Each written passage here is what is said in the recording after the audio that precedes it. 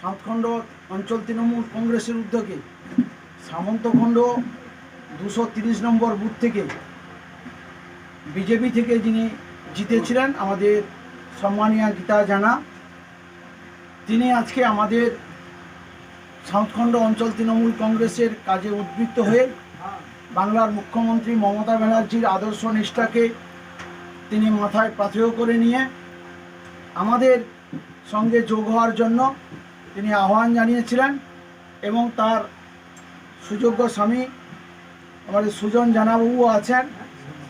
তার সঙ্গে আরও 60-70 জন যুব নেতা সহকর্মী আমাদের দলে অন্তর্ভুক্তি হবেন।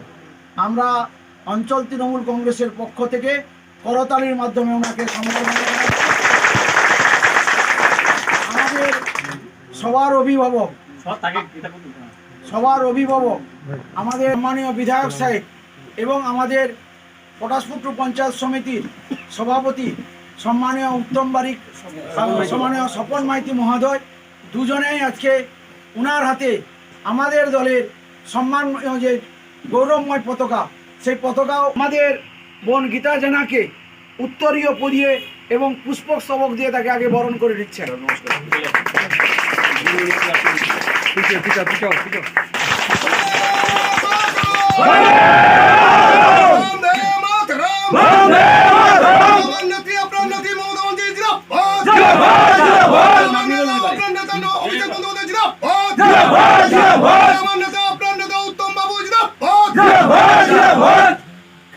এবারে আমাদের গীতাদির স্বামীকেও আমরা উত্তরীয় দিয়ে বরণ করে নিচ্ছি।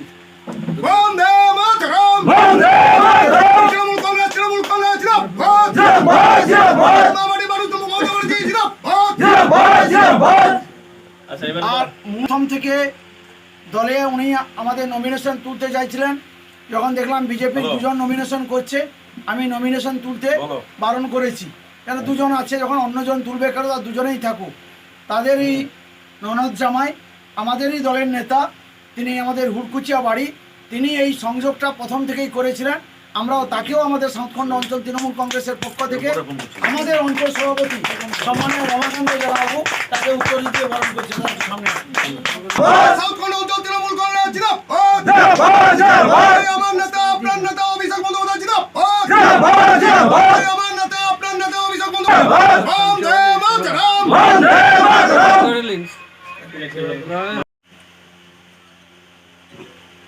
সকলেই সমবেত হয়েছি। উদ্দেশ্য কি, এই গ্রাম পঞ্চায়েতের প্রধান সম্মানীয় শ্রদ্ধাভাজন বিজন বন্ধু বাগ মহোদয় আপনাদের সামনে বিস্তারিতভাবে বললেন।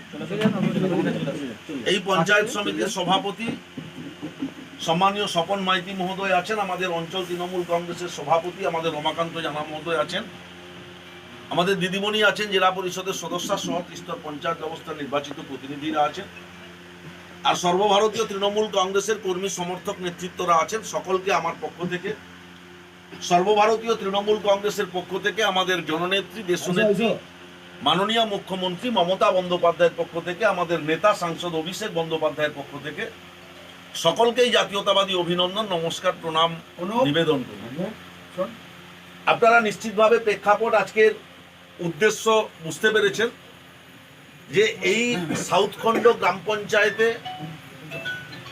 ত্রিস্তর পঞ্চায়েত নির্বাচনে ভারতীয় জনতা পার্টির পদ্ম ফুলের প্রতীক নিয়ে গীতা দেবী জয়লাভ করেছিলেন। তিনি পথ চলতে চলতে এই 2 বছর 1-2 মাসের মধ্যেই বুঝতে পারলেন যে ভারতীয় জনতা পার্টির যে প্রতীকে তিনি নির্বাচিত হয়েছিলেন, সেই রাজনৈতিক দল মানুষের সেবায়, মানুষের স্বার্থে কাজ করে না। আমি যখন নির্বাচনে জয়লাভ করেছি, আমি যখন নির্বাচিত হয়েছি,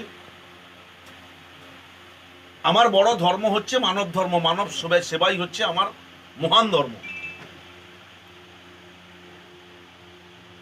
সেই কারণে মানুষের সেবা করতে হবে, আর মানুষের সেবা করতে হলেই মমতা বন্দ্যোপাধ্যায়ের আদর্শকে মাথায় নিতে হবে, মমতা বন্দ্যোপাধ্যায়ের আদর্শে দীক্ষিত হতে হবে। তার কারণ আজও আপনারা দেখেছেন বর্ধমানের একটি প্রশাসনিক সভা, সেই সভা থেকে মাননীয় মুখ্যমন্ত্রী কত প্রকল্পের শিলান্যাস করলেন, কত হাজার মানুষকে ভূমিহীন মানুষকে গৃহপাট্টা কৃষিপাট্টা প্রদান করলেন, কত সবুজ সাথী সাইকেল প্রদান করলেন।